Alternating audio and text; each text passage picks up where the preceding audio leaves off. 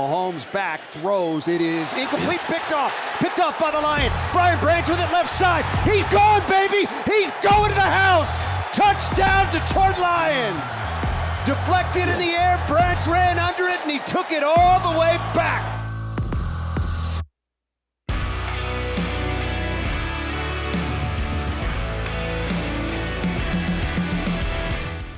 Welcome to week 2 of the Twentyman the Huddle podcast presented by Microsoft. And boy, what a big week 2 it is. After going on the road, defeating Kansas City, the defending Super Bowl champions, the Detroit Lions head home in sort of a revenge game, I think, a little bit for them with how Seattle came to Ford Field last year, beat them 48-45, eventually went to the playoffs. That was the deciding factor in Seattle going to the playoffs and Detroit staying at home. So defensive coordinator Aaron Glenn said on Thursday he's got a little bit of a bad taste in his mouth, and his guys will be ready to play in this one. And boy, I can't think of a better atmosphere in Detroit on Sunday than at Ford Field. You know, I was at that 2011 game when it had been so many years since the Lions hosted a Monday Night Football game, and they hosted Chicago, and Chicago had 9 false start penalties. I mean, my ears were ringing. I swear 2-3 hours after that game when I had gotten home. It was that loud, and guys, I really expect that kind of atmosphere on Sunday. I think it's going to be great. You know, a couple quick news and notes. The offensive line health, and really it's both sides. You look at, obviously, the news of this week has been Seattle dealing with injuries to Charles Cross and Abraham Lucas. They already put Lucas on IR, so they're going to be without their right tackle. Cross is dealing with a toe injury. It sounds pretty doubtful for him. So, you know, Seattle could be coming into this game against a Detroit defense that had 17 hurries against Kansas City, 7 quarterback hits without both their tackles. Certainly, you got to think that's advantage Detroit's defense, but something we have to keep an eye on too, and we'll know for certain 90 minutes before kickoff, is Taylor Decker. Look, he played through an ankle injury last week. It happened early. He toughed it out, but he left Kansas City in a boot, hasn't practiced on Tuesday, didn't practice on Thursday, so we'll have to see what his status is and what he eventually is 90 minutes before, but those could be some big injuries on both sides of the football. You know, I think a couple other quick things.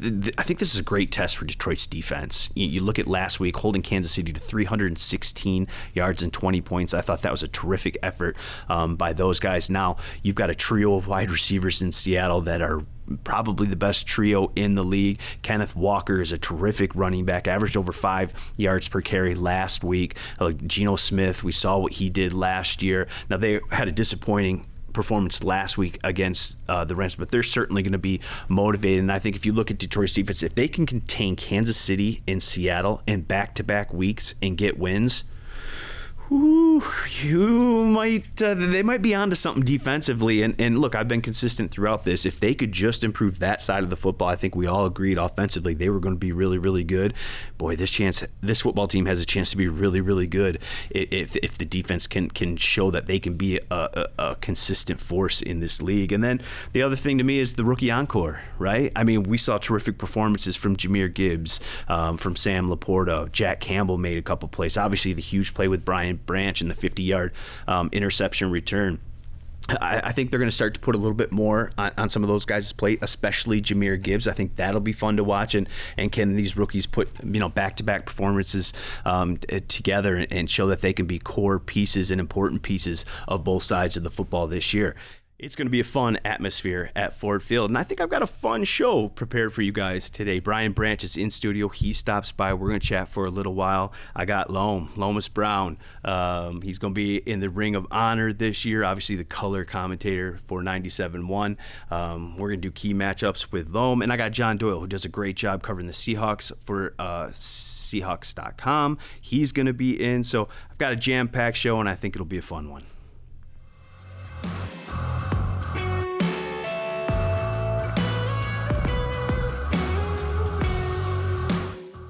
Welcome back to the Twentyman the Huddle podcast, and I am very happy to welcome in John Boyle, the senior digital media reporter for the Seahawks. He does a great job covering everything Seattle from across the country. How you doing, John?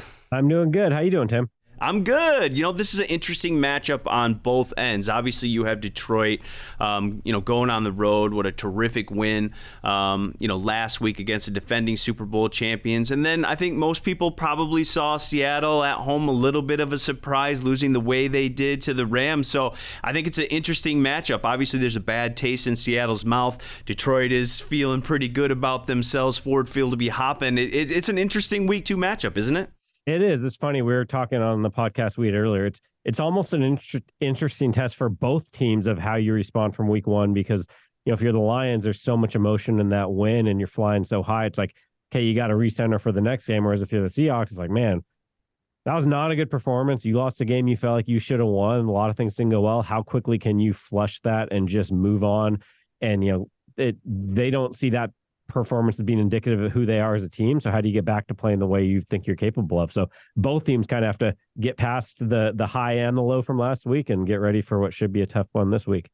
Well, Detroit's certainly expecting the best from Seattle. You look at the last 2 years, they put up 51 and 48 points respectively against this Detroit Lions defense, beating them both times. So Seattle's certainly going to get all the due respect from Detroit. But John, let's start with the biggest news out of Seattle. What's the tackle situation like over there? You guys are scrambling a little bit, huh? Yeah, no, it's not very good. For those who don't know, both tackles left the game early in the second half, both starting tackles, Charles Cross and Abraham Lucas. Lucas has since been placed on IR, so he's out at least 4 games. Charles Cross has not been ruled out, but Pete Carroll's phrasing was something like it's going to be a challenge for him. It's going to be hard for him. And Pete Carroll's usually pretty optimistic on injury. So if he's saying that, I wouldn't count on him being out there. So, yeah, I mean, you're talking the guys that replace them are, guys who've not played a lot. And they did add some guys this week, most notably Jason Peters, probably a future Hall of Famer, 41 years old. I don't think you can count on him to play this week. You probably don't want a guy who has his last football practice was in January. So you're most likely looking at rolling out the same guys you had last week. It should be better for them because they'll get the week preparing instead of being thrown into the action like they have. But, yeah, I mean, that's going to be a big concern, especially going into the road in that hostile of an environment, talking about guys like Aiden Hutchinson giving them a hard time off the edge. So it's going to be a tough task. That whole offense is going to need to step up for kind of make up for that loss. Speaking of the offense, a little bit out of sync, and I think part of that obviously was what happened with the tackle situation, especially late. But what was LA able to do that was maybe so successful, limited Seattle's offense a little bit last week? Yeah, the first half didn't go so bad. They scored, they didn't punt in the first half. They had 4 drives, 3 of them they scored, a touchdown, 2 field goals, and then they had a missed field goal at the end of the half. But things were going okay in the first half. They would have liked to have been, better finishing those drives. But the second half, it was just sort of a combination of, Pete Carroll mentioned they weren't maybe pushing the ball downfield as much as they'd like. The Rams, like a lot of teams, have gotten good in recent years of playing a lot of that too high stuff and taking away the deeper throws. And then I think you get in a situation where you're down and they gave up on the run game a little bit, which was going pretty well for them. They're, Kenneth Walker was averaging over 5 a carry, but they got away from that a little bit. So it was a combination of factors. And then on the other side of the ball, defensively, they could not get off the field. So the offense just didn't have that many chances. It was that combination of you have a quick 3 and out, and then you sit there for 6 minutes and you don't get the ball back. So, maybe give them 2 or 3 more possessions at half and more chances to work some things out, and they get one going and it doesn't look nearly as bad. But when you're getting the ball so few times because it's both sides of the ball are struggling, it just sort of compounds on itself and becomes what we saw in the second half, which was a blowout.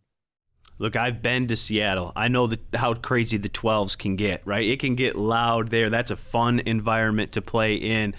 But boy, John, the environment in Allen Park or at Ford Field on Sunday is expected to be just electric. With all the expectations surrounding this team, with what they went and did week 1, defeating the defending Super Bowl champions, it might rival the 2011 Monday night game when Chicago had 9 false start penalties because it was so loud in there, and my ears were ringing for 3 hours after that game. Just what's the expectation from Seattle side on the noise, the atmosphere, and maybe some of the silent counts and some of the things they'll have to do offensively to maybe counter that? Oh yeah, they're planning on being very loud there. I think they'll probably just have to operate silent count the whole game. Be ready for that. They'll get it as loud with music and noise at practice as they can. But as people know, that you can't really emulate a loud crowd with practice noise. Teams try, but it's not the same thing. So they know it's going to be tough. And yeah, I mean, even last year when it was not nearly as hyped as this, it was pretty loud in that building for last year's game. So that, those dome stadiums, when you get the fans going, it gets real loud. So they're going to, prepare in every way they can for it, but ultimately they know it's going to be a tough challenge. I wanted to ask you about Jaxon Smith-Njigba. I think that's going to be a really interesting matchup with him and Brian Branch in the slot, two young guys that have shown that there's some potential to be pretty good players there. How has he looked? How's he fit into that offense, and how do they try to get him the football? Yeah, I mean, before the injury, he had that fractured wrist in the second preseason game. He was looking just outstanding, and he pretty quickly cemented that number 3 receiver role with DK Metcalf and Tyler Lockett, where it's clear he's going to play a lot. Going back to last week's game, he wasn't super involved, and that a lot of that just goes back to what we talked about. Your offense just wasn't getting chances in the second half. They were barely on the field, so they just weren't.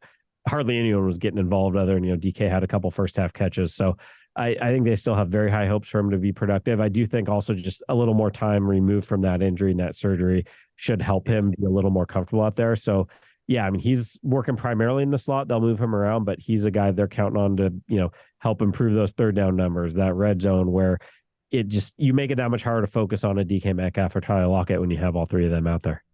John, what's 1 or 2 maybe key matchups for you in this one? Where are some areas Seattle's got to be good if they want to walk out of Detroit week 2 with a victory?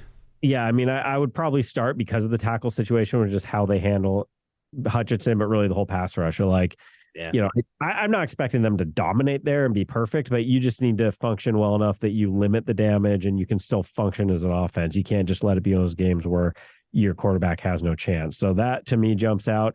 And then, I want to see the Seahawks. They did a really good job against the run last week, and that was what we thought was kind of going to be their issue. They were pretty bad against the run last year for a lot of the season. They held the Rams in check there, but it didn't really matter because they weren't getting those third down stops. So I think they need to keep stopping the run, but then they need to make it pay off on third down by getting those stops. No, I think it's a good point by you because Detroit, you look at their strength, right? Their offensive line, considered one of the top 5 offensive lines, and they really love that running back combination of David Montgomery and Jahmyr Gibbs.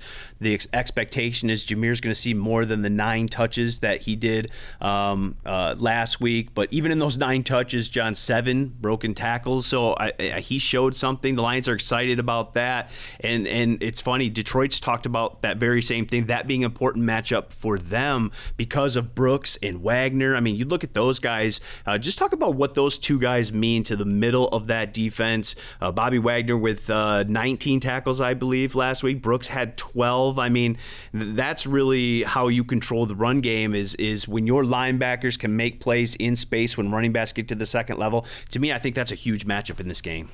Yeah, I mean, those were 2 of the better stories from last week's game and what was otherwise a pretty dismal game was Bobby Wagner coming back. I mean, the fan reception for him was awesome. And then the performance he had. Look, 19 tackles is sort of a blessing and a curse because to get that many, you're probably on the field too much. And they were on the field. 81 Good snaps. Point. And I think Bobby Wagner would much rather have 12 tackles and play 60 snaps than, pile up the numbers with 81. So, ideally he's involved, but you're not having to play that many snaps as a defense. But yeah, I mean, both those guys in run defense in particular were really good. And Brooks, I mean, he had surgery for a torn ACL on January 19th. So he was less than 8 months removed from that surgery and being out there, not just being out there and being able to do it, but playing at a pretty high level. So he's a guy that, they obviously, they drafted in the first round. They like him and always have thought highly of him. But I think he impressed a lot of people with how he came back from that injury and then how well he played. And just given how recently he's returned, I think you would just expect him to get more comfortable as each week piles up. Well, John, great stuff. It should be a fun Sunday. I don't know if we're going to get 48, 45 like we got last year. That was a wild one. But it's going to be a crazy environment. It's a really important game for both teams. Thank you so much for joining me. Have safe travels, and make sure you stop by and say hello in the press box on Sunday. Will do. Thanks for having me, Tim. All right, John Boyle, guys.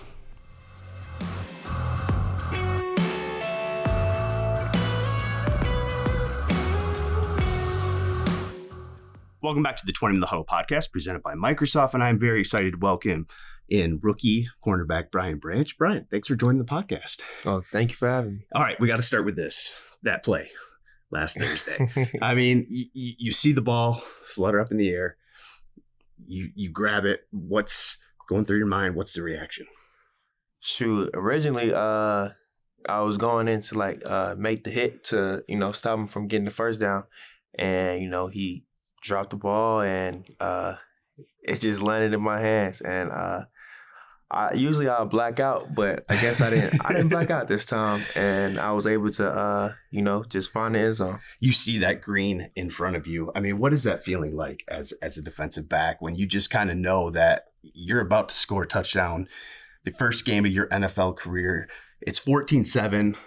They're going down the field. This is a momentum play, and you just see all that space. I mean, what's that feeling like? A great feeling. Feels like I was like a receiver again going into the end zone. The atmosphere at Arrowhead, is it what you expected? Was that a fun place to kind of kick off your NFL career? Yeah, it's a very fun place. I would say Arrowhead, like, they say college stadiums are louder than NFL stadiums, but like, the Lions Stadium and Arrowhead for my first two, like. Was there anything in college that rivaled kind of that atmosphere? Yeah, in a way. Yeah. Which one? I mean, those Alabama-Auburn games got to be pretty hyped up, I would say the Alabama A&M game. Oh, okay. Oh, yeah. Yeah. So I want to ask you about this, too, because you were a starter as a freshman at Alabama. That doesn't happen very often. You come here right away from day one. I mean, they just can't get you off the field. What is it about your game? Do you just see it a little bit differently? Has the game always been slow to you? Is it study? I mean, because you look at the preseason game, you diagnosed that play in the flat, you shot out of a cannon and hit that guy. Obviously, with the pick, we've seen that all through camp. I'm just curious what it is about your game, the way you see the game, that's allowed you every single step of the way to kind of just jump right in there and make an impact. I've been playing this game since I was like 8 years old. So I guess, over time, but also just, being a student of the game, I feel like it's helped me came a long way. And just preparation. I take practice very seriously, and I don't always preach like you practice how you play. So I, try to practice hard as I can, so when the game comes, it can, not come easy, but just, like more like a layup. So I'll be, ready for the game. It's film study. It's practice habits. Is that basically what it is for you? Because it's amazing to me that a guy can step in here. I mean, there's some veteran guys back there, right? I mean, this is a revamped secondary, and just be able to step in and be so seamless. I mean, it's a tribute to the way you study. It's a tribute to your game. It's obviously helped this defense tremendously. Talk about that defensive backfield a little bit and some of the veteran guys that have maybe helped you along the way. Obviously, CJ, Will Harris, a guy that's been here for a while. How have those guys helped you get to where you are right now? Having those guys, playing with those guys, especially like the vets like CJ, Cam, Will, Tracy, all of those guys helped me came a long way, especially coming from like OTAs. I feel like I made a big jump, and they just been teaching me the little things about really just how to be a pro, how to go about my business, the right things to do, and just having them with me, they believe in me, and we got great chemistry, and I feel like we're gonna do good things this year. It seems like just a fun group to be a part of. Facts. Obviously with CJ, always talking and dancing around, and just everybody though. It just seems like a really close-knit group from the outside looking in. Am I right with that? Oh yeah, yes sir. And do you guys hang out off the field as well? And just what does that mean when you have, or how valuable is that when you've got a group of guys that are so close in that secondary, like it seems like you guys are? It helps, having that chemistry, just knowing where everybody's going to be at, how we're going to like play off of each other, just communication wise, trusting each other, having chemistry. You can't, like this is what this sport is about, having chemistry with your teammates, because you going to lay down the line for them, and, you're not just going to lay out on the line for anybody. So I thought you had we talked to you, I think it was last week or 2 weeks ago. I thought you had a great line. You said, I'm a linebacker who covers. That's what playing the nickel is. Just explain that a little bit more, and why that position just fits you, and why you describe yourself like that. Because it is like in the run, they expect me to fit the gaps like a linebacker, and when it's like passing downs, I'm expected to cover like a corner in a way, and just those two really like that's my responsibility as a nickel, and just me being closer to the line of scrimmage. Have you always played majority nickel? I know you've played some safety, you've played a little bit outside, but is that the position that's just always kind of fit you? Yeah, certain way. Because I would say I grew up playing safety. Okay. You know, I didn't play nickel until about when I got to college. Mm-hmm.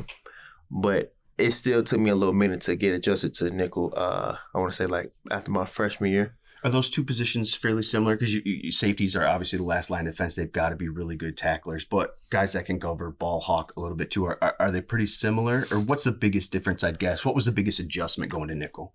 The biggest adjustment is,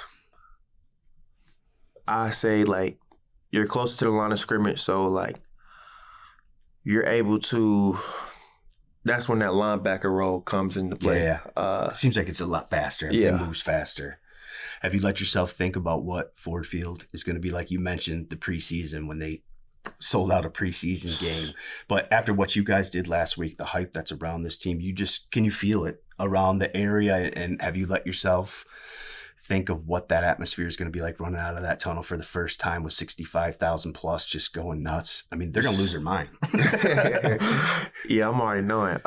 For it to be a preseason game against the Giants, well, both preseason games really, I feel like they came out there and, just supported and loved and screamed. I already know the atmosphere for a regular season game, especially the season opener. You've started to dive into Seattle a little bit. You look at their offense, obviously not the performance they wanted last week, but you just look at the last 2 years against this team, 51 points they scored against Detroit in 2011, 48 in that shootout last year. What jumped out to you on tape about them? What do you guys have to do really well? Maybe that you didn't do as well last week to hold these guys down.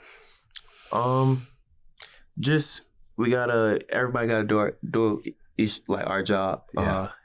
Just gotta buy into being disciplined football. Fitting the run perfectly. Everybody being in their gaps and just stopping the pass.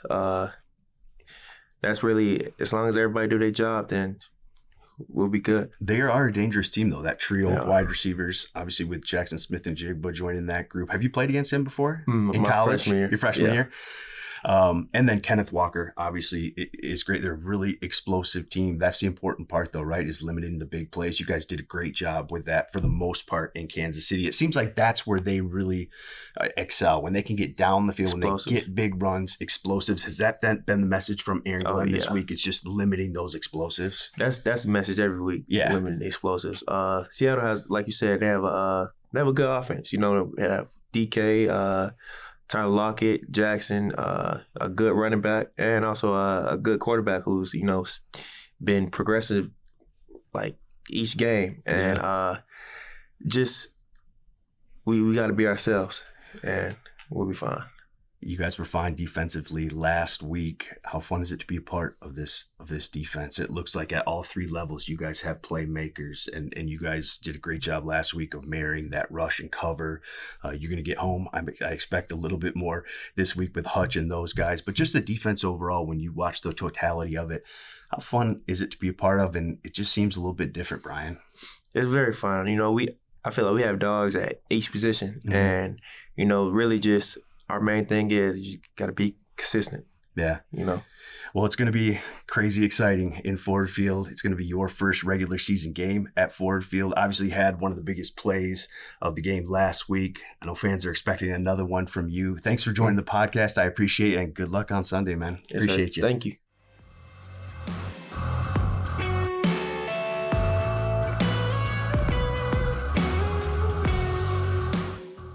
Welcome back to the Twentyman the Huddle podcast presented by Microsoft, and I am very happy to welcome in the color analyst for the Detroit Lions, the newest member of the Ring of Honor. Yes, congratulations on that. They got you pretty good on that on the broadcast. TT, man, look, I thought for a minute I was getting fired, man, when Rod Woods came up with that mellow tone voice. I'm like, wait a minute, am I about to get fired on the air? So it was nice. They got me. Well, he is Lomas Brown, knows everything football. football, terrific career, terrific color analyst, and the perfect person to invite in to go through a few matchups here. Yes. Huge win last week, Loam.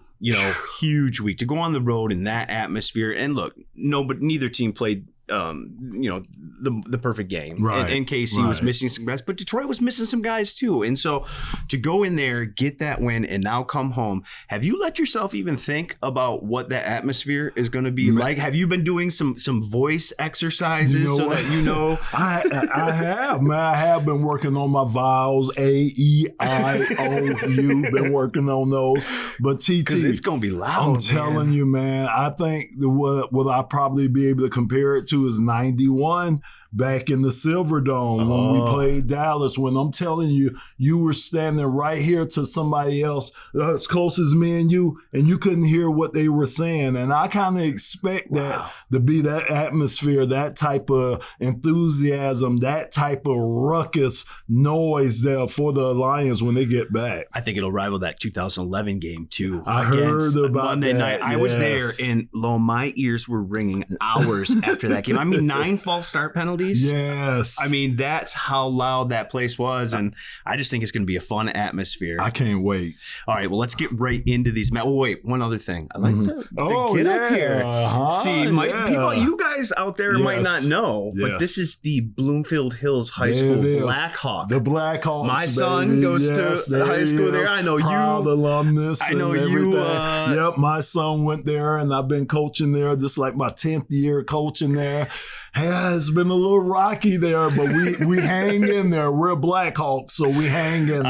I love it. All right, let's get into some of these matchups. And I think first, obviously, when you look at Seattle, offensively, you see that trio of receivers, and you see their run game, the style that they play, and obviously DK Metcalf jumps out with his ability to go down the field and make plays. I think a key matchup in this one is Cam Sutton and DK Metcalf. You look at last week with Metcalf had a touchdown, but he's had 7 catches, 149 yards against his team last year. He's their big play guy, right? He really is. I think he's kind of the cog to that engine. I really do, because you're right. You have Smith and Njigba, and you have Tyler Lockett there. But to me, the guy's Metcalf, and it'll be interesting to see how we do match up on this guy, because you have to be physical with him. Yeah. He's a big guy. You can't give him a free release, because if you do that, he can run past you, but he can use that big body to shield you off. So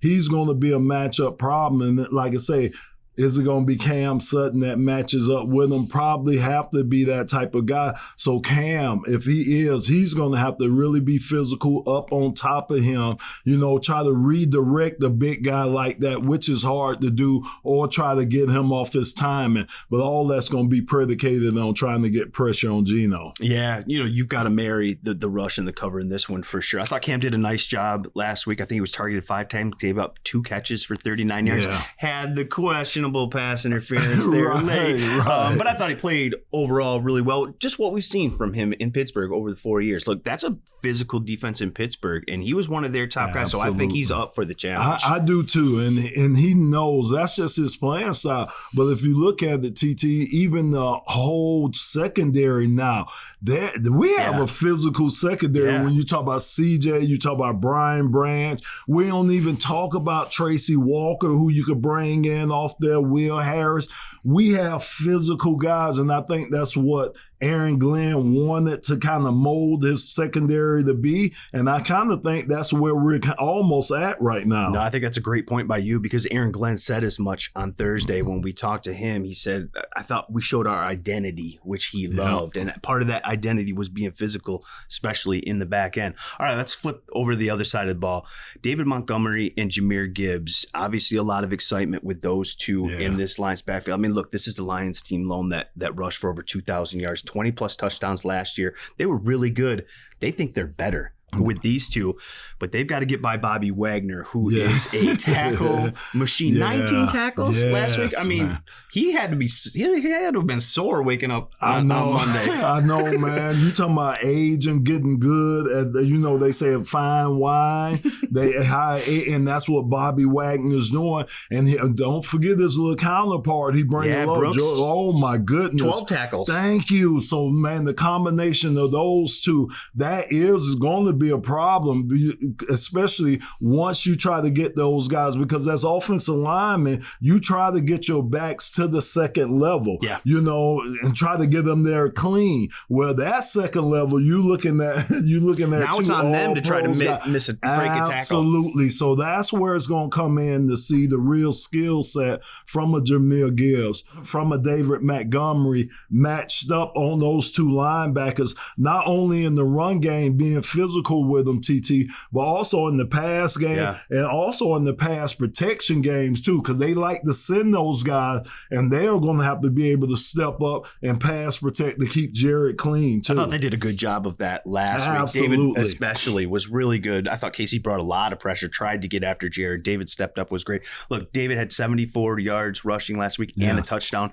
Gibbs 60 scrimmage yards and only 9 touches. Thank you. 7 missed tackles, Loam. So to your point about the second level, right? That's why I wanted this to be an interesting matchup, because Gibbs made some guys miss, and I think he showed he's a little more physical than people thought he was too. And I said it on the radio, TT, because I love the way he dropped his shoulder. I think it was a run to the outside, to the left sideline, and he could have just stepped out, but man, he dropped that shoulder, and that's kind of sending a message to guys. That's letting those DBs, those secondary guys know, like, wait a minute, this dude's not just going to step out of bounds. I'm going to have to be ready. So I love that. So I love that matchup. How many missed tackles can David Montgomery and Jahmyr Gibbs force on Brooks and Wagner? And that could maybe lead to some big plays in the run game. If the Lions could run the ball, control the tempo a little bit, I think that's a big key to their success on Sunday. All right, let's talk about their running back. People around here know him pretty good. Michigan State, former Michigan State, Kenneth Walker. I mean, terrific. You look at the season he had last year, and then look, he averaged 5.3 yards per carry last week, and that game got a little out of hand. They had to start throwing late, but he was a factor early. And that matchup against him and Alex Anzalone, kind of the same thing. Alex is our tackle guy, right? He's the guy that's going to have to make those plays, limit those big plays by Walker. You're right. But man, TT, to your point, man, just from watching film on Kenneth Walker, I didn't realize he was that good. I really didn't. I mean, I know he had a big year last year, but I didn't realize, because it's some of the little things that he does that really, really impressed me, especially watching them the first game against the Rams. Mm-hmm. Like you say, he was on the roll. He really was, but they fell behind and really didn't do anything in the second half of that game. But to me, if they'd have came out the second half running the ball like they did the first half of the game, I think they could have probably stayed in that game a lot more than they did versus the Rams. So he's going to be a problem for our defense. Now, the good thing is they're a little banged up on their offensive line, which I know we're going to talk about that. Yeah. But the thing about it is, man, this guy, man, he outside, inside.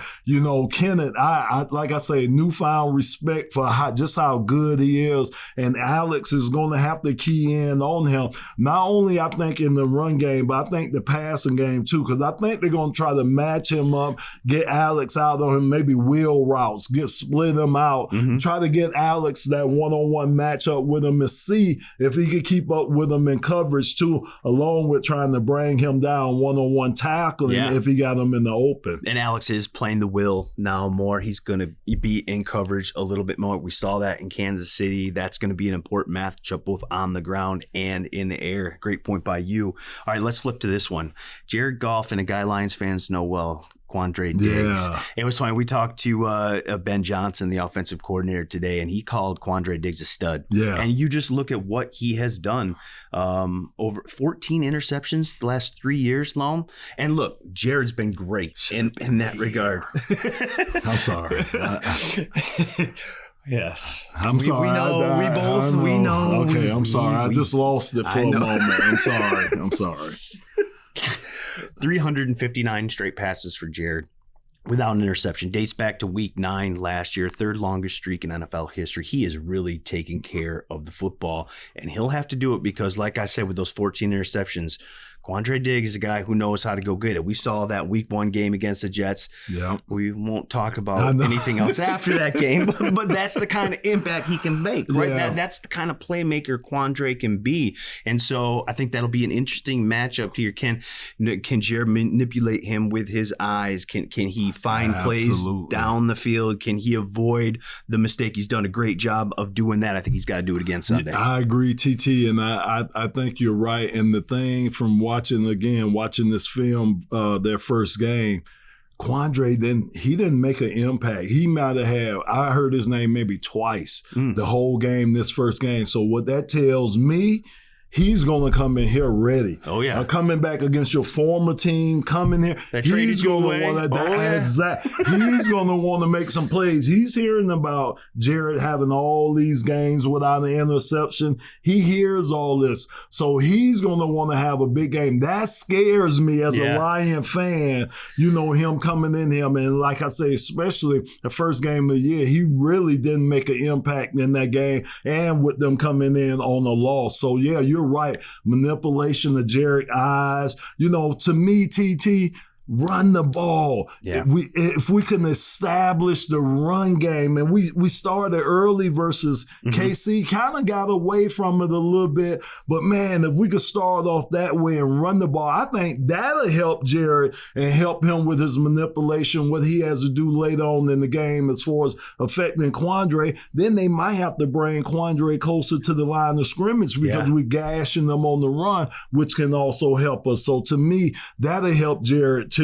And he's an important guy over there in that secondary because they got some young pieces. Yeah, you're right. Good pieces too. Very good pieces. We're going to see Devin Witherspoon for the first time. I know that's a guy that you liked in the draft as well. Absolutely. And then Tyreek, I think it's just Reek. Now, I think he took Tyreek off and it's just Reek or something now. So Woolen, you're right. They're bringing in a good defense. If we think about it, they're looking pretty good. And then they got the big fella Jared up front. So they got a nice defense that they're going to bring in here. And of course, that's what they want to try to do anyway, is stop the run. That's what their D coordinator, that's the emphasis that their defense makes, is stop the run first. And I think we need to run the ball. Yeah. Like a true radio and television man. Yeah. You teased the offensive line a little earlier. So let's get into it a little bit. And to me, Aiden Hutchinson, you look at his game last week. Now, he didn't get home. He didn't record the sack, but 3 quarterback hits, 4 hurries, 7 total pressures. I think the Lions as a team had 17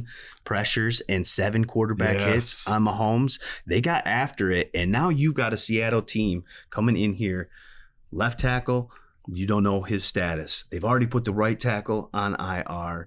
I mean, they are really banged up front. How big of an advantage is that for Aiden Hutchinson, for Charles Harris, for James Houston and all those guys on the edge? So TT, the first thing I look at is that's going to limit their offense because they're going to have to keep the tight end in more than they normally do, and they're going to have to keep the back end more than they normally do to match up, to help these guys out. They're going to have to help them out. So maybe that'll limit them to basically the receivers being the route runners, which should help us out some. I'm not going to say that's going to happen all the time, but the majority of the time, they're going to have to help them young guys out. Right. I watched those young tackles go in the game after the veteran guys got hurt, and they're going to need help against our defensive ends. I don't care who you put out there with the speed that we got at defensive end. 7 pressures and 20 snaps for those guys, something like that. It's like pick your poison. You want Aiden, you want James, you want Charles, who you want. I mean, so that's the luxury that we have right now. And then don't forget our inside guys too. So again, they're going to have to keep tight ends in, the max protect. They're going to have to keep Kenneth Walker in sometime time when maybe they want to flare him out to help Max protect, it's going to help us. And that's an advantage. Plus, the other biggest thing, the crowd noise. No, Man, right. they got to go silent. Those guys aren't count. used to silent Thank count you. being in there. Thank you, TT. See, that's why I bring you in here. So you know, I spit got the you. knowledge, I'm man. here for you, TT. I'm here for you, my good So let me man. ask you this. Jason Peters, they signed him to the practice squad. I think he's 41 years old. At 41 years old, could you have stepped on the field and Look, Bill Cowher tried to get me. I was 40, and he tried to get me to come back the 7th game of the regular season. I was like, oh my God, he was such a salesman. TT, by the time we got off the phone, I was like, yeah, coach, I think I could do it. Man, reality snapped to me about an hour later, like, what in the world am I telling this man? A 40-year-old fat lineman trying to come back the 7th game of a regular season. So that's how Jason, it's not the 7th game, but that, man, this game's so fast, man. Yeah. Jason won't be a factor. He could come back all he wants to and try to get those credited years and that money. More power to you, brother. But that's a young man's game, man. Get away from it. It's a young man's game. Lom, you're looking pretty good Right now, I am. Well, Lom, great stuff as always, man. Absolutely. I love having you come in studio. You spit that knowledge. It's going to be fun on Sunday, and it's going to be fun later in the year when they honor you with the Ring of Honor. Congratulations Thanks, again. TT. That is well deserved. No, I appreciate that. Thank you for coming in, man. I appreciate you. TT. Thank you, man. My guy.